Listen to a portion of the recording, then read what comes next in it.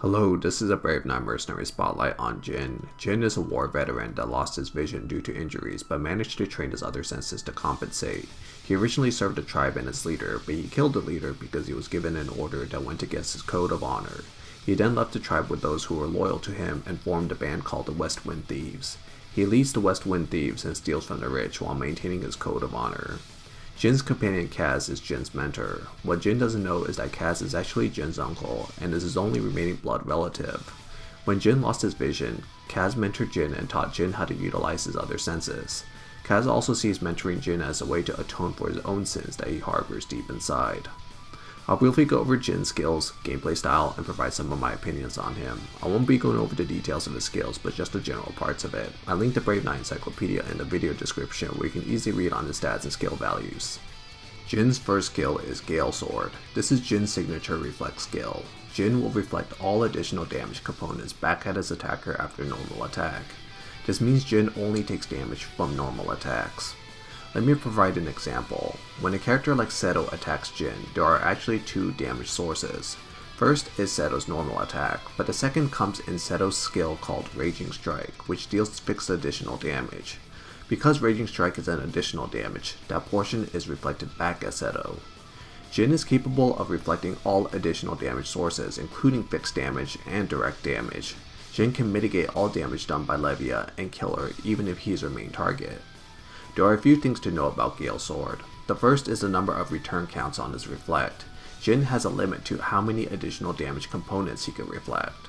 Jin at early skill levels can reflect up to 2 additional damage components. If a character like Belfern were to attack him, Jin could easily die because Belfern could have more than 2 additional sources of damage. Fortunately, most characters do not have more than 2 sources of additional damage in their skill sets. Another thing to keep in mind is multi-attackers. Jin's return counts on his reflect do not refresh on multi-hit attackers.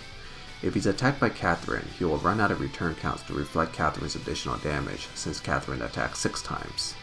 Christina is an interesting case because Christina is capable of reaching 100% defense on her own when she attacks.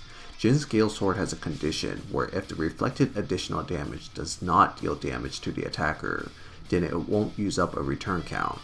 This allows Jin to indefinitely tank Christina's final strike additional damage and Eleanor's ultimate strike because neither attackers receive damage when they attack. Jin also gains more return counts on Gale Sword as he is skilled up. At plus 15, he can have up to 5 return counts. Another aspect of Gale Sword is that at plus 10 and above, Jin will gain permanent defense that scales with his crit damage. This encourages Jin to run Rage Runes to not only increase his overall damage output, but to also gain defense, which is instrumental in helping Jin survive normal attacks. Jin's second skill is Fatal Fury. Jin gains crit rate based on his crit damage. At plus 6 and above, Jin also gains bonus attack that scales with his crit damage. Jin's third skill is Stats Weakening Immunity. Jin is immune to stats weakening debuffs such as curses. At plus 3 and above, Jin also gains permanent incoming damage reduction. Jin's awakening skill is Precise Strike. Jin deals additional damage to his enemy based on his attack.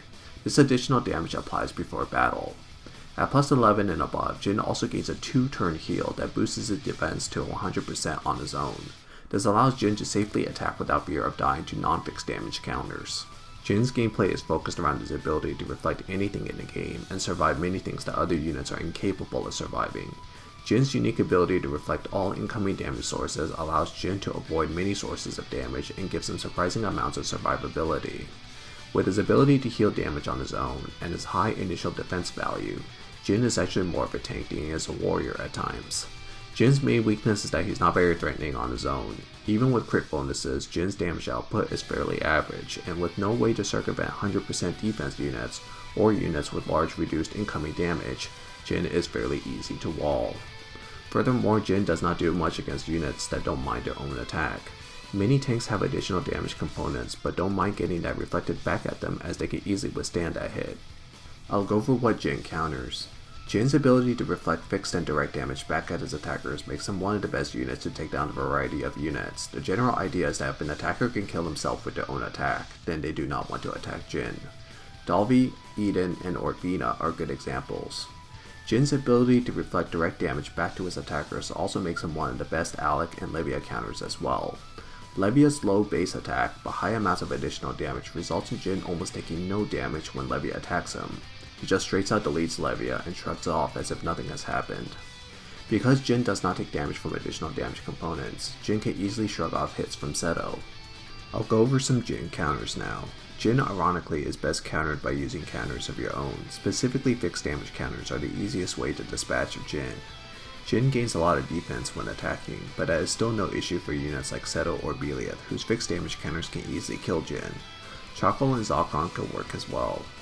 There are a few units with additional damage components that can also deal with Jin. Catherine is one because she actually hit 6 times, which is one more attack than Jin can withstand. So long as Catherine has Belieth buff, she can effectively kill Jin.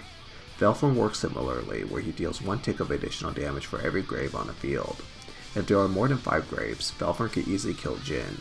Do note that these 2 examples are very situational.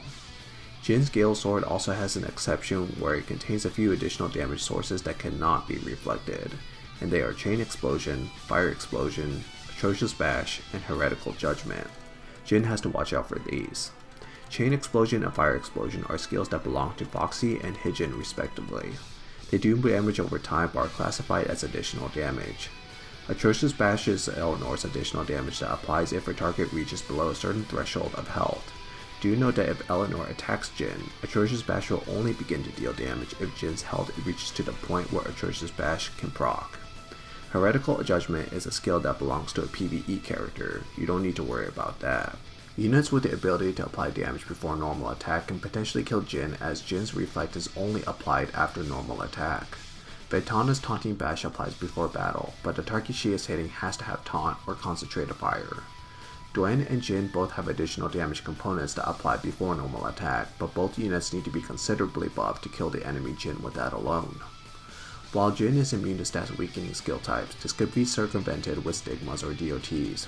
Kyria's Decomposition can drop Jin's defense stat, and the DOT can eventually kill Jin. The main issue is that Kyria can die to Jin if she attacks him, so she needs help from the likes of Hyphasia or Veronia to survive. Celia can also drop Jin's stats and apply a powerful damage amplification on him. Jin is very weak to DOTs. Christina and Gunther can kill him fairly easily, even if their normal attack does not kill Jin. Stigmas are also a problem for Jin as well. Kaelin and Bane can apply their Stigma onto Jin, which can bypass his Gale Sword and kill him if the right conditions are met. Last but not least, Jin can be dealt with by brute forcing him with large amounts of normal damage. Gunther can crit Jin for insane damage. You could probably even use the heavily buffed Wiggle if you're feeling that way. So some synergies with Jin. Jin is kind of an independent silo, and he works fine being positioned as if he is a tank. Because Jin can still provide a role as an attacker, having him backed by units that can unblock him if he runs into a 100% defense unit is valuable. Due to Jin being a front attacker, he is vulnerable in situations if a Seto is placed in front of him. Eleanor can help clear out Seto so that Jin doesn't end up suiciding onto Seto. Jin works well in most compositions. You could try some neat things with Floria and Albion, as giving Jin taunt can lead to some pretty fun strategies. Jin appreciates Raphithia to cover for his potential weakness with multi-hits. Jin with Raphithia buff will have a much easier time surviving Eleanor and Christina.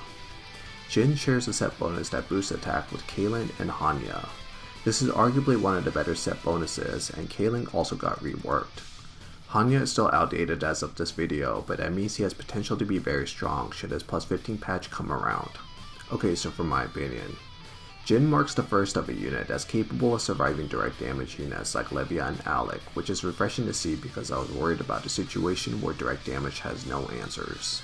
Out of the 3 updated 5-star units in the September 3rd patch, Jin made the largest impression onto me. I found him to be remarkably interesting and very fun to use. Jin's tankiness and ability to kill off many units with his counter gives him a lot of utility and variety of content. Jin does hold a lot of weaknesses, but his strengths make up for it in my opinion. Jin works a lot like Glacia, where he has to be wary of normal attack damage, but can mitigate any additional damage afterwards. Jin is very weak to DOTs and counters, but otherwise he can be surprisingly sticky. Jin is great in Arena, but he's also very good in PvE, Underground Arena, and Guild War as well. Jin is one of the most flexible counter-based units in this game. So should you build Jin? My answer is absolutely. Jin is a great utility warrior and is arguably the best overall counter-focused unit, if not counting Seto. He's also fairly inexpensive to build. Jin gets progressively stronger with each skill up, but he's fairly complete at plus 12. Jin's skill ups after plus 12 are very powerful, but aren't absolutely necessary. Plus 12 is the best bang for the buck, and you can slowly work your way up to plus 15 afterwards. Overall, Jin is very cool. Aesthetically, both Jin and his companion cast hit some really good points. If you like the samurai or Ronin aesthetic, Jin is your guy. Thanks for watching my Jin Mercenary Spotlight. Please like and subscribe if you enjoyed this video or found it helpful. Thanks.